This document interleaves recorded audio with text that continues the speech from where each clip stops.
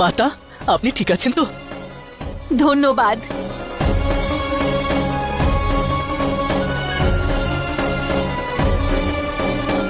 আপনারা সবাই ঠিক আছেন তো? হ্যাঁ পুত্র, লবকুশ আমাদের রক্ষা করেছে।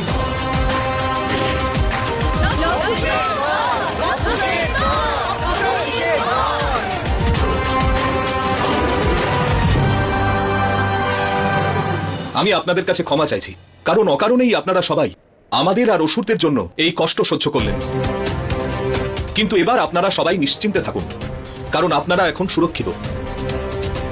আর এবার এইসব শ্রদ্ধেয় মহিলাদের ভবন নির্মাণের দায়িত্ব আমি নিচ্ছি।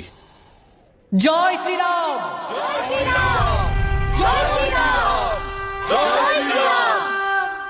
আজ আমাদের অযোধ্যায় চলতে থাকা এই ভেদাভেদের ভয়ঙ্কর ক্ষতিকর মানসিকতার সমাপ্তি ঘটেছে, আর তার সমস্ত কৃতিত্ব অবশ্যই লবকুশের। আর আজ সমগ্র নারী জাতি এত বছর ধরে চলে আসা এই নিয়মের নাগপাশ থেকে মুক্ত হয়েছেন।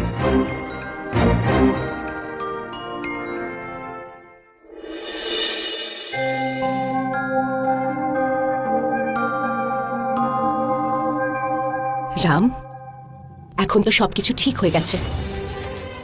লবকুশ সমস্ত প্রশ্নের উত্তরও পেয়ে গেছে। ওই শূর্পণখা এটা স্বীকারও করে নিয়েছে, এই সমস্ত কাজও নিজেই করেছে। তাহলে যখন দোষী সকলের সামনে আছে, তাহলে একবার সীতা কেন দণ্ডভোগ করবে?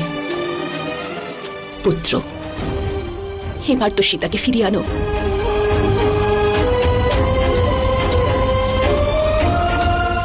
মহারাজ!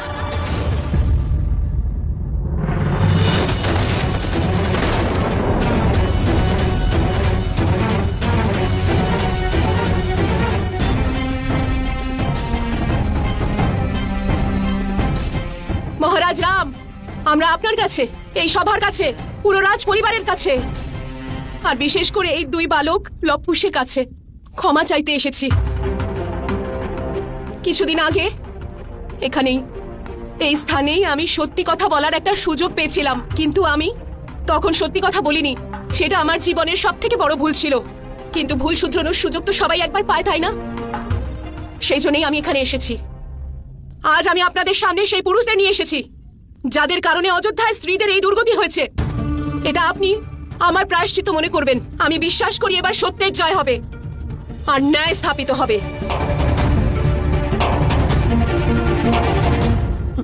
মহারাজ, আমাকে ক্ষমা করে দিন মহারাজ।